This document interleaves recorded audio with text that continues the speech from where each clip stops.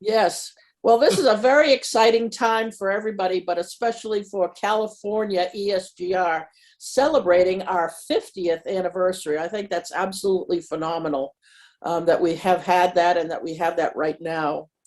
And I am fortunate enough to be able to interview a wonderful person named Phil Stage. And Phil, will you tell us a little bit about yourself for this recording? Well, thank you.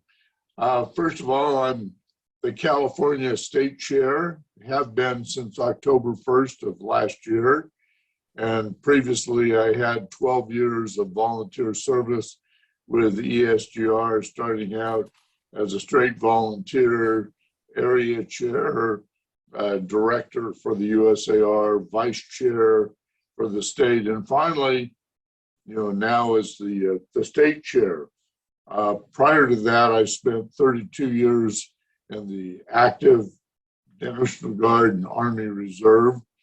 So I had a strong reserve background and definitely wanted to support my fellow reservists.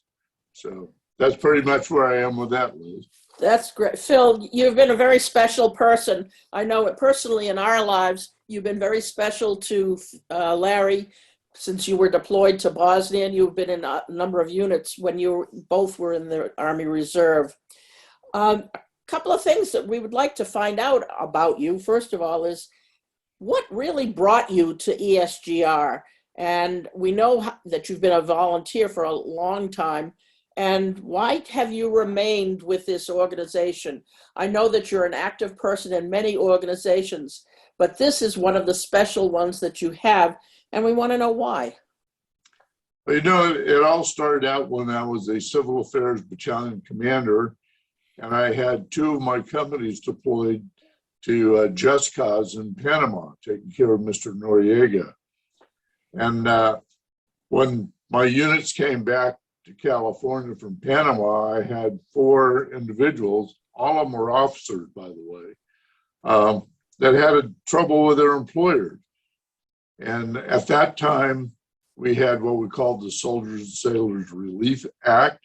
It was before USARA and before ESGR really got involved doing ombudsman type work. So who had to handle those situations? Well, it was the battalion commander and his JAG, a guy named Mike Caples, who you might know. But long story short is we were able to get with the employers. We showed them the law, we explained it, and everyone came out happy. So I said, this is some work I could do when I retire from the Army Reserve, and which I did in 2001. And then IBM Corporation, whom I worked for, which I retired from in 2007. So I said, this is something I want to do. And then there was a guy named Joe Biscazzi. Someone has to ask you and say, hey, here's a piece of paper. Fill this out and you can become a volunteer. So that's what I did. Yeah, you did that too with Larry and myself. That's great. Yes. Now, we know that you are, in fact, the brandy new, as of October, the California lead for ESGR. What are some of the other things that you do in ESGR? What are some of the specific things that you do as a chair, and what do you do for all of us? Well, interestingly enough, it's probably more personnel than anything at this level. So what I try to do is take care of our volunteers, make sure that they get the awards they deserve, that they have the education they need to be proficient at their jobs in the ESGR, and to give them some personal satisfaction in what they're doing within the program. And oh, by the way, the reason I've stayed with this is because I'm surrounded by such a great group of volunteers in California. And we have 57,000 reservists between the 7 SEALs, or the 7 service reserve components we support.